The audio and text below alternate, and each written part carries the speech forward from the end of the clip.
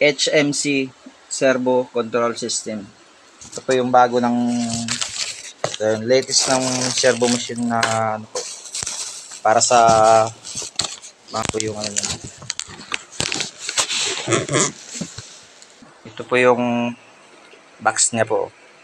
Ito po yung program niyan. Tapos ito yung motor niya, ito yung holder niya. I-at natin dito. Kakabit natin sa piping na cylinder. Ayan. Tinanggal natin yung motor kasi may problem. Ngayon papalitan natin ito. Ang paglagay nito, ganun din dito kung paano yung tinanggal yung motor. May 3 tornilyo din yan. Ngayon i-set lang natin muna. Kakabit natin sa base niya para mai-forma natin. Ayan. Ayan po yun.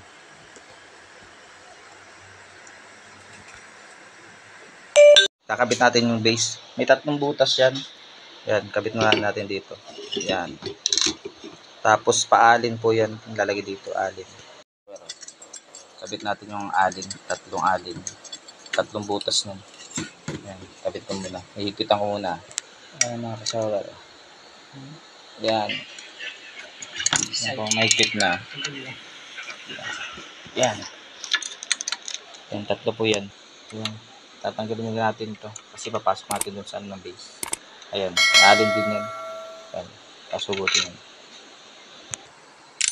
Ayan. Bali, dalawa pong ano ito mga kasor. May mahaba dito. Bali, mahaba dito sa, yan. Yung mahaba ilalagay nyo dun. Ayan, pasok nyo na dyan. Ayan. Tapos, dapat yan, hindi makalabas yan. Tapos may alin yan, nagpitan nyo ulit alin.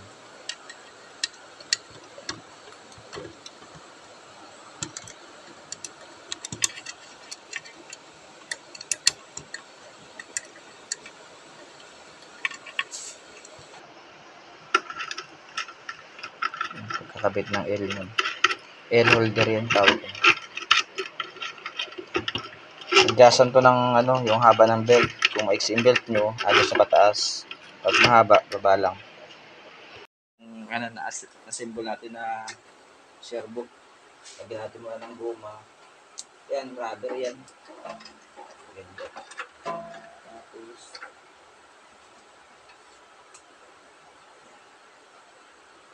ilalim nyo muna yung mga rubber.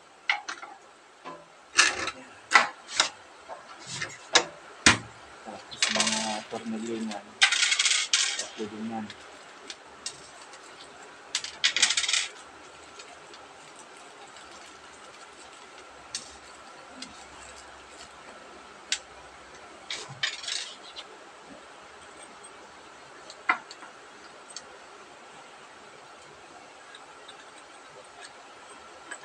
Katawag na ba?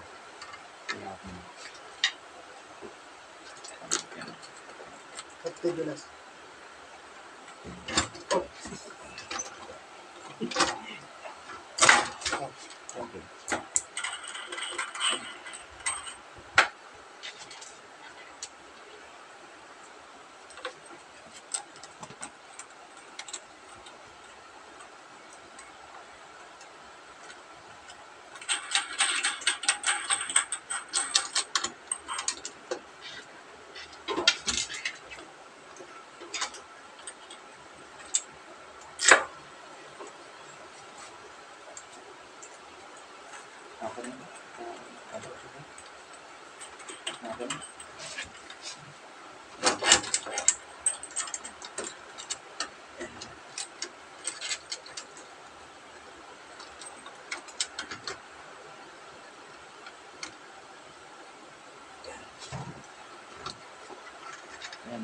Ma-install na natin yung motor ng kanilang kasolar.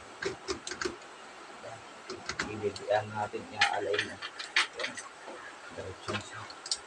Nabibigyan natin.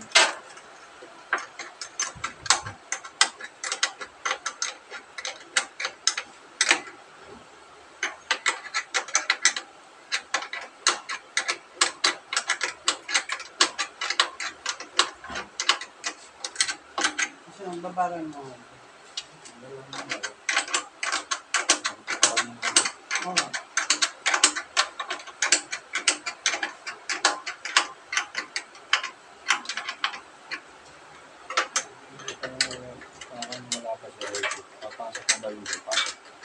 ko sure kasi may bagyo nga.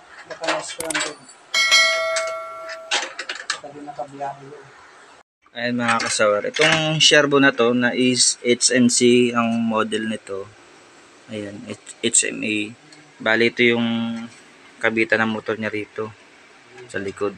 Ito yung magpapangsyon niya sa lahat ng program niya dyan. Ayan, pasok nyo lang dyan, may guide naman. Tapos ito may saksakan siya, nasa likod yung saksakan. Bali yung switch niya nandito. Mamaya harap natin mamaya yung video ko. Bali ito yung back niya, back ng ano, yan. Dapat ibang talaga to. Yan. Para siya, hindi siya mag-load. Ayan na po. Lagyan mo na ito. Mga kasawar.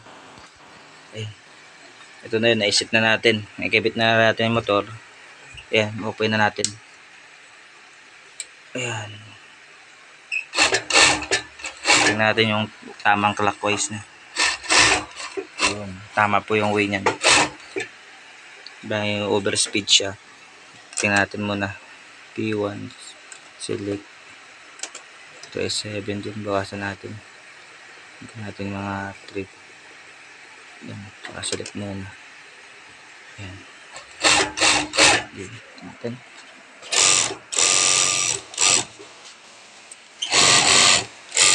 Ayos na. Ayan po ang pag-i-install ng HMC. Ayan. Ayan yung model mga kasaro. HMA. Hanggang P10 po yung program nito. Ayan. Okay. Ayan. 1, 2, 3, 4, 5, 6, 7, 8, 9, 10. 11 to. Pakahaba pala.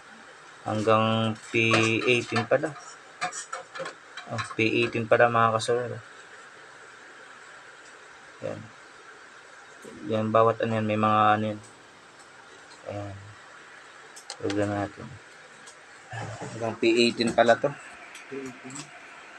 Yan. Yan yung Sherbo natin. Ayan. Kinabit natin sa Pegasus W600. Ayan.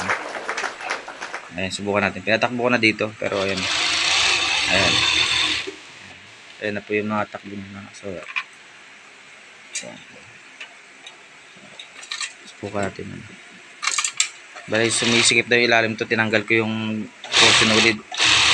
Bumaray mga sinulid para sa ilalim. Ayan na po yun.